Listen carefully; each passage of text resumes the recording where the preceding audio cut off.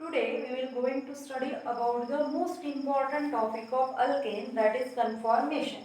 तो हमें आज पढ़ना है conformation. तो in this topic we only see about the conformation of ethane. ethane molecule में किस तरह से conformation होता है इसके बारे में हम पढ़ेंगे. ठीक है. तो अब ethane molecule को हम लिखते समय इस तरह से लिखते हैं. ठीक है ना. ethane molecule को किस तरह से लिखते हैं? इस तरह से. अब अगर हमने देखा तो कार्बन और कार्बन के बीच में जो बॉन्ड प्रेजेंट है, इस बॉन्ड का इलेक्ट्रॉन का डिस्ट्रीब्यूशन अगर करना है, इस बॉन्ड के जो इलेक्ट्रॉन है उनका अगर हमें डिस्ट्रीब्यूशन करना है तो कैसे करेंगे आप? Equal distribution. In this bond equal distribution of electron is takes place. ये बॉन्ड में क्या होता है? इलेक्ट्रॉन का इक्वली डिस्ट्रीब्यूशन होता है. इसीलिए इस बॉन्ड के अलावा हम क्या कर सकते हैं? Rotation is possible. इसीलिए इस बॉन्ड के अलावा क्या हो सकता है? ये फ्रीली रोटेट होता है बॉन्ड. ये जो बॉन्ड है इसको हम फ्रीली रोटेट कर सकते हैं. किस बॉन्ड को? This bond. Okay, which is present in between carbon 1 and carbon 2. Carbon 1 and carbon 2 के बीच जो बॉन्ड प्रेजेंट होता है उसको हम क्या कर सकते हैं? फ्री रोटेट कर सकते हैं. और इसको फ्री रोटेट करने के बाद ये बॉन्ड को अगर हमने फ्री रोटेट किया तो क्या होगा कि जो एटम्स है, क्या होगा? ये जो एटम्स प्रेजेंट है ऑन कार्बन, जो एटम्स हाइड्रोजन स्पेशली यहाँ पे, तो हाइड्रोजन की स्पेस, हाइड्रोजन की जो क्या बोलेंगे पोजीशन है, वो पोजीशन क्या हो जाएगी? चेंज. ठीक है ना. जैसे फॉर एग्जांपल, जैसे सपोज मान लो कि यहाँ पे कार्बन नंबर 1 और ये कार्बन नंबर 2. अब एक्चुअली इथेन मॉलिक्यूल का स्ट्रक्चर किस तरह से रहता है? देखो यहाँ पे एक कार्बन है. इथेन मॉलिक्यूल का स्ट्रक्चर आपको कंसिडर करना है. तो यहाँ पे एक कार्बन है और इस कार्बन पे इस तरह से हाइड्रोजन लगे हुए. ठीक है, इस तरह से क्या लगे होंगे? हाइड्रोजन लगे हैं. और सेकंड जो कार्बन है वो आपको कहाँ पे कंसिडर करना? ये बॉन्ड है और सेकंड कार्बन यहाँ पे कंसिडर करना है. ठीक है. जस्ट इमेजिन क्या करना है? एक कार्बन है, एक कार्बन के हाइड्रोजन है. ठीक है. और दूसरा जो बॉन्ड है, ये बॉन्ड होगा बीच में का और यहाँ पे दूसरा कार्बन होगा. और ये जो कार्बन है यहाँ पे, ठीक है, ये कार्बन के हाइड्रोजन किस तरह से होंगे? एक हाइड्रोजन इस तरह से, एक हाइड्रोजन इस तरह से और एक हाइड्रोजन इस तरह से होगा. ठीक है ना. एक हाइड्रोजन इस तरह से, एक हाइड्रोजन इस तरह से और एक हाइड्रोजन इस तरह से. ऐसे पोजीशन पे हाइड्रोजन प्रेजेंट होंगे. अगर हम फ्रंट साइड से इसको देखेंगे, ये जो इथेन मॉलिक्यूल है, एक कार्बन यहाँ पे है ब्लैक बोर्ड पे और एक कार्बन यहाँ पे है, उसके हाइड्रोजन ऐसे लगे हुए. अगर इस इथेन मॉलिक्यूल को हम फ्रंट साइड से देखेंगे तो हमें क्या नजर आएगा? ए कार्बन, उसका ए हाइड्रोजन और ए हाइड्रोजन. जो पीछे वाला कार्बन है और उसके जो 3 एटम्स है हाइड्रोजन, वो हमें दिखेंगे नहीं अगर हमने फ्रंट साइड से देखा तो. ठीक है. तो इस तरह से इथेन मॉलिक्यूल का स्ट्रक्चर एक्चुअली रहेगा. तो यहाँ पे जो बॉन्ड दिखाया है हमने, उस बॉन्ड में हमने बताया कि इलेक्ट्रॉन डिस्ट्रीब्यूशन कैसे रहता है? सेम रहता है. उसी कारण यहाँ पे ये जो बॉन्ड है वो फ्रीली रोटेट हो सकता है. और जब एक बॉन्ड फ्रीली रोटेट होगा इस तरह से फ्रीली, सपोज एक बॉन्ड है और इस तरह से अगर वो रोटेट होगा तो क्या होगा यहाँ पे? हाँ, ये है अपना कार्बन. ठीक है. और कार्बन क्या? ए हाइड्रोजन है. अगर ए बॉन्ड हमने इस कार्बन को स्टेडी रखा, इस कार्बन को नहीं हिलाना हमें, इस कार्बन को अगर हमने हिलाया, ठीक है, एक कार्बन को हमें स्टेडी रखना है और दूसरे कार्बन को अगर हमने हिलाया तो क्या होगा? यहाँ पे अपना पहले क्या है? यहाँ पे हाइड्रोजन है. अब इसको हिलाने से क्या होगा? हाइड्रोजन की पोजीशन क्या होगी? हाँ, ओनली 1 हाइड्रोजन. यहाँ पे 1 हाइड्रोजन कंसिडर करो, बाकी के दो हाइड्रोजन है उसको बाद में सोचेंगे. पहले ये हाइड्रोजन को कंसिडर करो. क्या होगा? जब हम रोटेट करेंगे, एक कार्बन को हमें स्टेडी रखना है और जब इसको हम रोटेट करेंगे तो रोटेट करने के बाद जो हाइड्रोजन है, हाइड्रोजन की पोजीशन क्या हो रही है? चेंज हो रही है. पहले तो इस तरह से था, अब रोटेट होने के कारण वो क्या हो रहा है? देखो, रोटेट करने के कारण अब हाइड्रोजन की पोजीशन क्या होती जा रही है? चेंज होती जा रही है with respect to this hydrogen. अगर इस हाइड्रोजन को हम देखेंगे तो इनके रिस्पेक्ट में ये हाइड्रोजन की पोजीशन क्या होती जा रही है? चेंज होती जा रही है. ठीक है ना. आ रहा है ना आपको ध्यान में? तो क्या होता है? ये जो हाइड्रोजन है, ये हाइड्रोजन की position change with respect to position of this hydrogen. तो क्या हो रहा है यहाँ पे? हाइड्रोजन की पोजीशन चेंज हो रही है. कब चेंज हो रही है? जब हमने उस बॉन्ड को, एक कार्बन को स्टेडी रख के दूसरे कार्बन को और बॉन्ड को अगर हमने रोटेट किया तो क्या होता है, एटम की जो पोजीशन है वो क्या हो जाती है, चेंज हो जाती है। तो इस तरह से जब एटम की पोजीशन चेंज होके हमें डिफरेंट डिफरेंट स्ट्रक्चर मिलते हैं तो उस स्ट्रक्चर को हम कहते हैं कन्फॉर्मर्स। उस स्ट्रक्चर को हम क्या कहते हैं, कन्फॉर्मर्स और रोटोमर्स। यानी बॉन्ड को हमने अगर फ्री रोटेट करके, बॉन्ड को हमने फ्री रोटेट किया और फ्री रोटेट करने के बाद अगर कार्बन के एटम की पोजीशन चेंज होती है with respect to other atoms in a space, then the compound which will be formed is known to be conformer or rotomers, है ना, रोटेशन के कारण होता है इसीलिए उसको रोटोमर्स भी कहा जाता है। स्पेसिफिक डेफिनेशन अगर इसकी बोलेंगे तो हम ऐसे करते हैं, the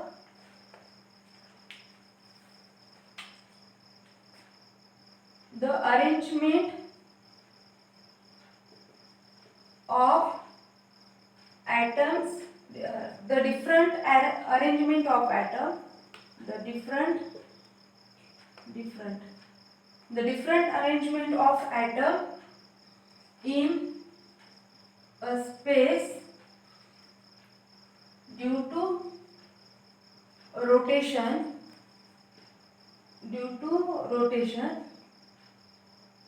by which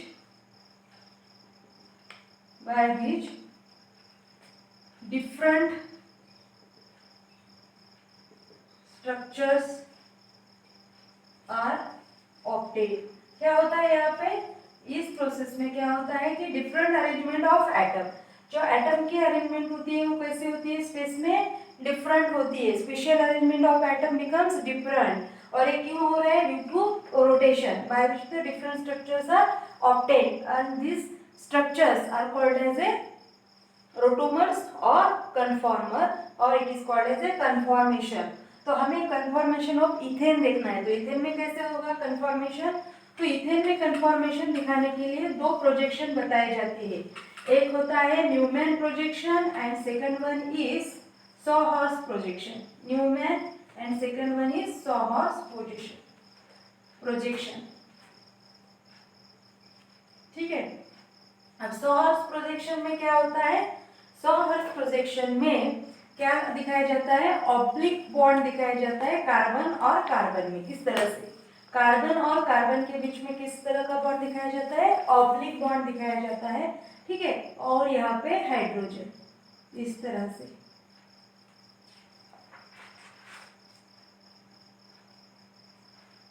ठीक है, इस तरह से दिखाए जाएंगे हाइड्रोजन। जब हाइड्रोजन और ये जो हाइड्रोजन है, दोनों कार्बन के जो हाइड्रोजन है, अगर ये सफिशिएंटली दूर होते हैं, है ना, सफिशिएंटली क्या होते हैं, दूर होते हैं, तो इस तरह का जो कन्फॉर्मेशन या कन्फॉर्मर जो रहते हैं उसको हम बोलते हैं स्टैगर्ड। क्या बोलते हैं, स्टैगर्ड। ठीक है, जो कन्फॉर्मर में दोनों हाइड्रोजन या किसी भी हाइड्रोजन को अगर हमने कंसीडर किया, अगर हाइड्रोजन में डिस्टेंस है वो काफी दूर है, तो हम उसको क्या कहेंगे, उस कन्फॉर्मर को क्या कहेंगे, स्टैगर्ड। अब इसमें क्या होगा, रोटेशन होगा, तो रोटेशन होने के बाद क्या होता है कि ए बॉन्ड यहाँ पे शिफ्ट हो जाएगा, ए बॉन्ड यहाँ पे शिफ्ट हो जाएगा और ए बॉन्ड यहाँ पे शिफ्ट हो जाएगा। तो हमें स्ट्रक्चर किस तरह से मिलेगा, यहाँ पे कार्बन, ये तो हमें स्टडी रखना है, एक कार्बन, ठीक है, हाइड्रोजन, ए हाइड्रोजन, कार्बन, तो ये बॉन्ड इस तरह से, और यहाँ पे इस तरह से। ठीक है, ये जो स्ट्रक्चर है यहाँ पे देखिए, तो हाइड्रोजन क्या हो गए, पास आ गए। ठीक है, हाइड्रोजन में का डिस्टेंस जो है वो कम हो गया। तो इस तरह का जो रोटोमर हमें मिलता है या कन्फॉर्मर हमें मिलता है, उसको हम क्या कहते हैं, इक्लिप्स्ड। क्या कहते हैं, इक्लिप्स्ड कन्फॉर्मर।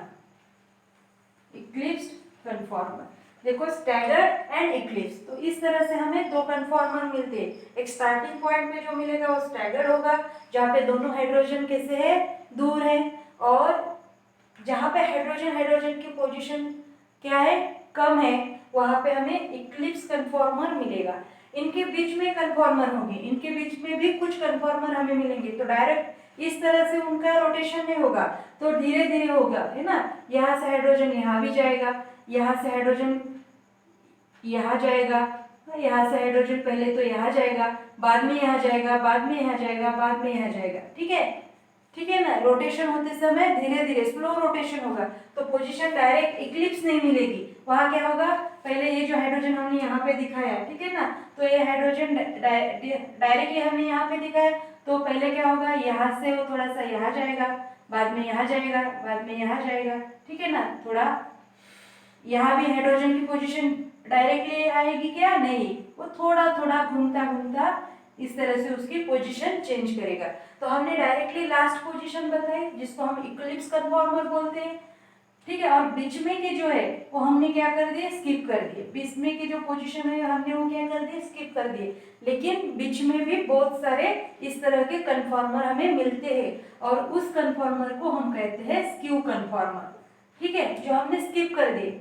कितने बताने, बीच में के हम कितने बता सकते हैं, तो बहुत सारे कन्फॉर्मर हो गए बीच में, लेकिन उसको हमने क्या कर दिया, यहाँ पे स्किप कर दिया, और फर्स्ट और लास्ट जो कन्फॉर्मर है उसको ही हमने बताया।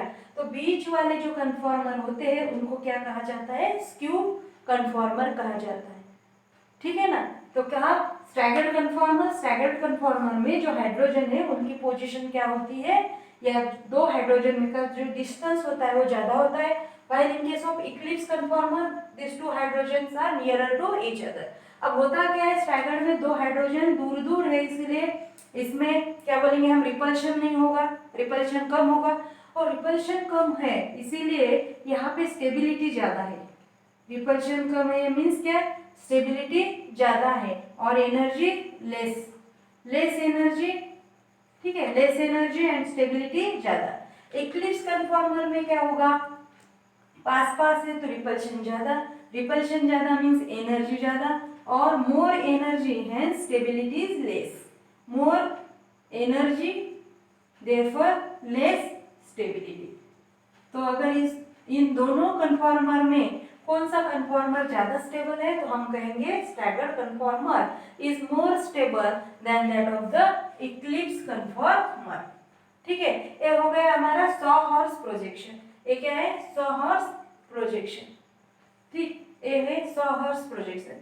Second one is a Newman projection. अब न्यूमैन प्रोजेक्शन में क्या होता है, न्यूमैन प्रोजेक्शन में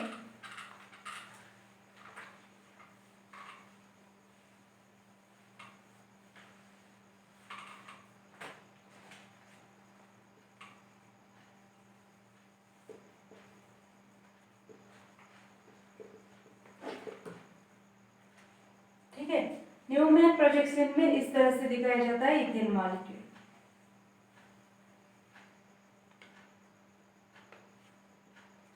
ठीक है। इस कार्बन के जो हाइड्रोजन है वो इस तरह से दिखाए जाते हैं, हाइड्रोजन हाइड्रोजन हाइड्रोजन, और जो a carbon number 1, carbon number 2, carbon number 1 के हाइड्रोजन इस तरह से दिखाए जाएंगे, और कार्बन नंबर 2 के हाइड्रोजन इस तरह से, ठीक है। तो यहाँ पे हम ऐसे दिखाएंगे, तो सॉरी यहाँ से नहीं, इस तरह से hydrogen hydrogen and hydrogen C2। तो कार्बन नंबर 1 के जो हाइड्रोजन है वो सेंटर से निकलते हैं, कार्बन नंबर 2 के जो हाइड्रोजन है वो एज से निकलेंगे, एज जो एज है सर्कल का, बड़े सर्कल का, तो वहां से कार्बन नंबर 2 के हाइड्रोजन निकलेंगे, ठीक है, ठीक है। यहाँ पे क्या होगा, कार्बन नंबर 1 के हाइड्रोजन कहाँ से निकल रहे हैं, सेंटर में से, और जो एज पे से निकलते हुए हाइड्रोजन हमें दिख रहे हैं वो कार्बन नंबर 2 के होंगे। जो बड़े वाला सर्कल है उसको हमने कार्बन नंबर 2 कंसिडर किया, और बीच वाला जो है पॉइंट, इसको हमने कार्बन नंबर 1 कंसिडर किया, ठीक है। अब क्या होता है, जो ये हमें कन्फॉर्मर दिख रहा है, तो इस कन्फॉर्मर को हम क्या बोलेंगे, आप यहाँ पे स्टैगर्ड, क्या बोलेंगे, स्टैगर्ड। क्यों स्टैगर्ड बोलेंगे, क्योंकि यहाँ पे जो हाइड्रोजन है, हाइड्रोजन हाइड्रोजन में काफी डिस्टेंस है, ठीक है। अब इसको हम नंबरिंग भी करेंगे, 1 2 3, यहाँ नंबरिंग इस तरह से होगी 1 2 एंड 3, ठीक है। तो इस हाइड्रोजन हाइड्रोजन में क्या है, काफी डिस्टेंस है, इसीलिए इस टाइप के जो कन्फॉर्मर होते हैं उसको हम क्या कहेंगे, स्टैगर्ड कन्फॉर्मर। और दूसरा जो कन्फॉर्मर है यहाँ पे मिलेगा वो कौन सा होगा, इक्लिप्स कन्फॉर्मर। तो इक्लिप्स कन्फॉर्मर में कैसे होगी, फिर वो पास पास होने चाहिए हाइड्रोजन हाइड्रोजन, तो इस तरह से H1, यहाँ पे H2, H3, और जो हमारे दूसरे कार्बन के हाइड्रोजन होंगे वो इस तरह से होंगे H1, H2 एंड H3। ठीक है, तो इस कन्फॉर्मर को हम क्या कहेंगे, इक्लिप्स्ड कन्फॉर्मर। इक्लिप्स्ड कन्फॉर्मर क्यों, क्योंकि हाइड्रोजन हाइड्रोजन क्या है, hydrogen hydrogen nearer to each other. ये क्या है, हाइड्रोजन, दोनों कार्बन के hydrogen nearer to each other. यहाँ पे दोनों कार्बन में के जो हाइड्रोजन है वो कैसे है, डिस्टेंस पे, पर्टिकुलर डिस्टेंस पे। तो स्टैगर्ड कन्फॉर्मर, और हमें पता है कि staggered conformer is more stable then the Eclipse conformer, क्योंकि इक्लिप्स कन्फॉर्मर में हाइड्रोजन हाइड्रोजन कैसे है, नियरर टू ईच अदर।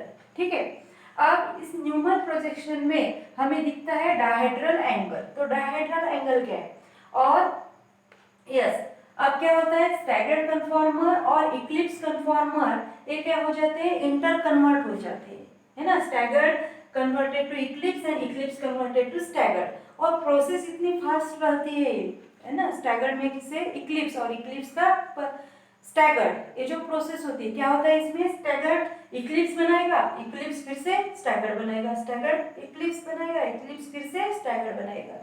तो ये जो इंटर कन्वर्शन की प्रोसेस होती है, किसमें किसका इंटर कन्वर्शन हो रहा है, स्टैगर्ड का इक्लिप्स में और इक्लिप्स का स्टैगर्ड में। ये जो इंटर कन्वर्शन की प्रोसेस होती है वो कैसे होती है, फास्ट प्रोसेस होती है। कैसे, फास्ट। इसलिए हम ये दोनों जो कि कन्फॉर्मर है, स्टैगर्ड और इक्लिप्स, इनको हम क्या नहीं कर सकते, इनको डिफरेंशिएट नहीं कर सकते कि कौन सा स्टैगर्ड है और कौन सा इक्लिप्स है, क्योंकि इतनी फास्ट होती है वो प्रोसेस कि हम उन दोनों में डिफरेंशिएट नहीं कर सकते कि ये स्टैगर्ड है, स्टैगर्ड बोलने जाएंगे तो इक्लिप्स आ जाएगा, इक्लिप्स बोलने जाएंगे तो स्टैगर्ड आ जाएगा, है ना। तो इतनी फास्ट प्रोसेस होती है इंटर कन्वर्शन की, हम उनको डिफरेंशिएट नहीं कर पाते कि स्टैगर्ड कन्फॉर्मर कौन सा है और इक्लिप्स कन्फॉर्मर कौन सा है। ठीक है, और जब स्टैगर्ड कन्फॉर्मर और इक्लिप्स कन्फॉर्मर का इंटर कन्वर्शन होता है तो इन दोनों में जो बैरियर होता है, पोटेंशियल एनर्जी बैरियर इन दोनों स्ट्रक्चर में, तो वो कितना है, डिफरेंस कितना होता है, एनर्जी डिफरेंस इन दोनों स्ट्रक्चर में, तो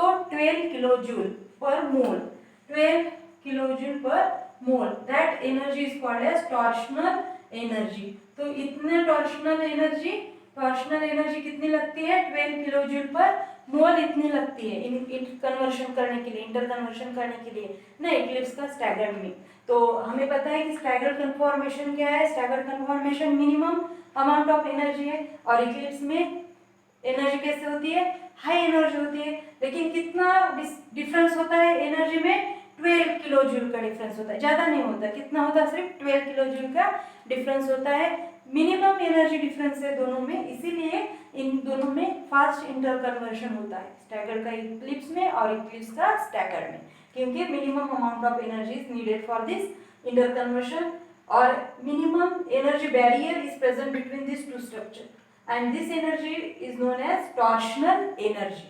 अब देखो न्यूमन प्रोजेक्शन में हमें और एक बात दिख रही है यहाँ पे, क्या है वो, कि हाइड्रोजन हाइड्रोजन जो बॉन्ड एंगल होता है, यानी ए जो बॉन्ड एंगल है, ए बॉन्ड एंगल है ना, yes, hydrogen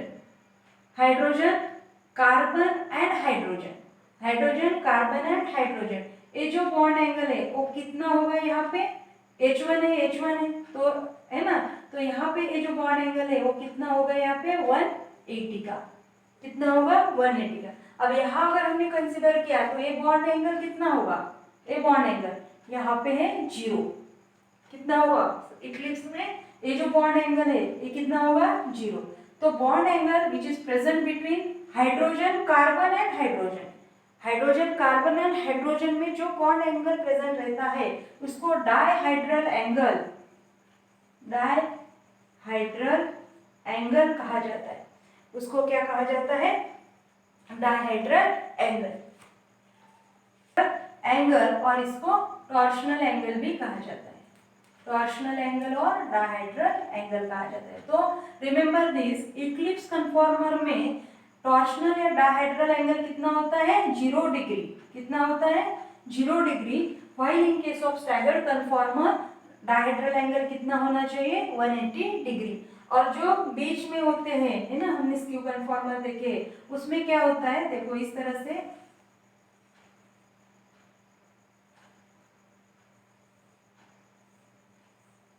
H1, H2 and H3। तो यहाँ पे जो हाइड्रोजन प्रेजेंट रहेंगे H1, H2 एंड H3। तो ये जो बॉन्ड एंगल है ये कितना होगा, यहाँ पे 60 डिग्री। कितना होगा, 60। तो इस तरह के जो कन्फॉर्मेशन होते हैं या कन्फॉर्मर होते हैं वो कौन से होते हैं, क्वार्ट्ज। जिस कन्फॉर्मर में टॉर्शनल या डायहेड्रल एंगल 60 डिग्री होगा उसको हम क्वार्ट्ज कहते हैं। जिस कन्फॉर्मर में डायहेड्रल एंगल 0 डिग्री होगा उसको हम क्या कहते हैं, इक्लिप्स कहते हैं। और जिस कन्फॉर्मर में डायहेड्रल एंगल 180 होता है उसको हम एंटी करते हैं। क्या करते हैं, एंटी कन्फॉर्मर। क्या कहेंगे इसको, एंटी कन्फॉर्मर। तो रिमेंबर दिस, जब 0 डिग्री डायहेड्रल एंगल होगा तो उसको हम बोलते हैं इक्लिप्स कन्फॉर्मर, फुल इक्लिप्स। जब 60 डिग्री होगा तो उसको क्वार्ट्ज बोलते हैं। और जब डायहेड्रल एंगल 180 का होगा तब उसको हम क्या बोलते हैं, एंटी कन्फॉर्मर बोलते हैं। ठीक है, तो इस तरह से हमने क्या देखा, कन्फॉर्मेशन ऑफ इथेन। तो कन्फॉर्मेशन ऑफ इथेन क्या है, different spatial arrangement of atoms due to the free rotation about carbon carbon single bond. Remember this, space due to the free rotation. ये रोटेशन कैसा हो रहा है, फ्री रोटेशन। बिटवीन, ये भी रहा यहाँ पे, between carbon carbon single bond, between carbon carbon single bond. ठीक है, क्या हो रहा है कि special different special arrangement of atoms due to the free rotation of carbon carbon double bond, the various structures are obtained, various structures are obtained, that structures are called as conformer rotomers। और जो conformer rotomers होते हैं वो दो तरह के होते हैं, staggered and eclipse। मेन जो है वो staggered and eclipse conformer होते हैं। और बीच में भी बहुत सारे conformer फॉर्म होते हैं, उसको हम skew conformer कहते हैं। और skew conformer हम क्या करते हैं, स्किप करते हैं जब भी दिखाते हैं तब। तो हम पहले वाला स्टैगर्ड एंड लास्ट वाला इक्लिप्स कन्फॉर्मर ही दिखाते हैं। तो स्टैगर्ड कन्फॉर्मर कैसा होता है, जिसमें एनर्जी कम होती है क्योंकि हाइड्रोजन हाइड्रोजन दूर होते हैं। ठीक है, हाइड्रोजन हाइड्रोजन कैसे होते हैं, दोनों कार्बन के हाइड्रोजन हाइड्रोजन कैसे होते हैं, दूर होते हैं। तो इसीलिए वहाँ पे एनर्जी कम लगेगी, इसीलिए स्टेबिलिटी ज्यादा आएगी। Eclipse conformer second type of conformer है। और इसमें क्या होता है, हाइड्रोजन हाइड्रोजन दोनों कार्बन के पास पास आते हैं, near to each other, and hence this eclipse conformer are less stable because they need more energy. और इन दोनों में एनर्जी बैरियर कितना होता है, तो 12 किलोजूल पर मोल, इतना एनर्जी बैरियर दोनों में प्रेजेंट होता है। ठीक है, कितना होता है, तो 12 किलोजूल पर मोल। तो ज्यादा एनर्जी बैरियर है क्या दोनों के बीच में, नहीं, it is very less energy, 12 kilojoule पर मोल, यानी बहुत कम एनर्जी बैरियर है दोनों के बीच में। इसीलिए स्टैगर्ड इन कन्वर्ट होता है इक्लिप्स में और इक्लिप्स कन्वर्ट होता है स्टैगर्ड में। ये जो प्रोसेस होती है इंटर कन्वर्शन की, स्टैगर्ड का इक्लिप्स में और इक्लिप्स का स्टैगर्ड में, इतनी फास्ट होती है कि हम डिफ्रेंशिएट ही नहीं कर सकते कि कौन सा स्टैगर्ड है और कौन सा इक्लिप्स है, ध्यान में। ठीक है, और जो ये जो एनर्जी होती है इसको हम टॉर्शनल एनर्जी कहते हैं। ठीक है, अब डायहेड्रल एंगल क्या होता है, हाँ, ये दो प्रोजेक्शन भी आपको ध्यान में रखने हैं, एक सॉहर्स प्रोजेक्शन और एक न्यूमैन प्रोजेक्शन। तो न्यूमैन प्रोजेक्शन में क्या करना है आपको, इस तरह से एक कार्बन इस तरह से दिखाना है और दूसरा कार्बन इस तरह से दिखाना है। रेयर जो कार्बन यानी दूर वाला जो कार्बन है तो वो बड़े सर्कल से दिखाना है, और जो पास वाला कार्बन होता है वो छोटे सर्कल से आपको दिखाना होता है। तो यहाँ न्यूमैन प्रोजेक्शन और सॉहर्स प्रोजेक्शन में हमने किस तरह का देखा था, सॉहर्स प्रोजेक्शन में हमने इस तरह का ऑब्लिक बॉन्ड दिखाया था दोनों कार्बन कार्बन के बीच में, और उस पे हमने लिखे थे हाइड्रोजन हाइड्रोजन। तो जब हाइड्रोजन हाइड्रोजन पास होंगे तब हम इसको क्या बोलते हैं, जब हाइड्रोजन हाइड्रोजन पास होंगे तो इसको हम क्या बोलते हैं, इसको बोलते हैं इक्लिप्स कन्फॉर्मर।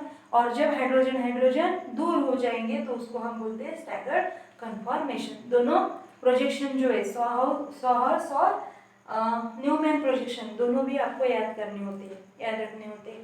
डायहेड्रल एंगल क्या होता है? Dihedral angle is present between the hydrogen carbon and hydrogen, carbon hydrogen carbon hydrogen, क्या बोलते हैं उसको? HCH, जो एंगल प्रेजेंट होता है उसको हम क्या कहते हैं? Dihedral angle. तो जब इक्लिप्स कन्फॉर्मर हम देखेंगे तो वहाँ पे ये जो एंगल है वो कितना रहता है? 0 डिग्री सेल्सियस, और sorry 0 degree, and therefore we can say that यहाँ पे डायहेड्रल 0 है तो इसको हम फुली इक्लिप्स कन्फॉर्मर कर सकते हैं। और यहाँ पे स्टैगर्ड में क्या होता है? जो डायहेड्रल एंगल है हाइड्रोजन कार्बन हाइड्रोजन के बीच में वो कितना होता है? 180 डिग्री होता है, इसीलिए इसको हम एंटी कन्फॉर्मर भी कहते हैं। और जो बीच में के है, बीच में के जो कन्फॉर्मर होंगे उनके बीच में अगर डायहेड्रल एंगल 60 डिग्री का हो जाए तो उसको हम क्या बोलते हैं? गॉच कन्फॉर्मर भी बोलते हैं। ठीक है, तो आपको 3 कन्फॉर्मर भी depending upon the dihedral angle आपको 3 कन्फॉर्मर भी याद रखने हैं। एंटी कौन से होते हैं? जिसमें 180 डिग्री का एंगल होता है, 60 डिग्री का एंगल होने के बाद उसको गॉच कहते हैं, और जब 0 डिग्री का एंगल होता है तो उसको हम क्या कहते हैं? इक्लिप्स कन्फॉर्मर कहते हैं। कौन सा ज़्यादा स्टेबल है ये भी ध्यान में रखना है। कौन सा ज़्यादा स्टेबल है यहाँ पे?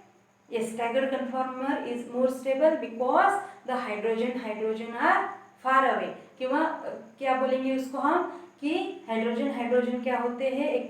एक दूर होते हैं। ठीक है, हाइड्रोजन में एक कार्बन के और एक कार्बन के जो हाइड्रोजन होते हैं ये कैसे होते हैं?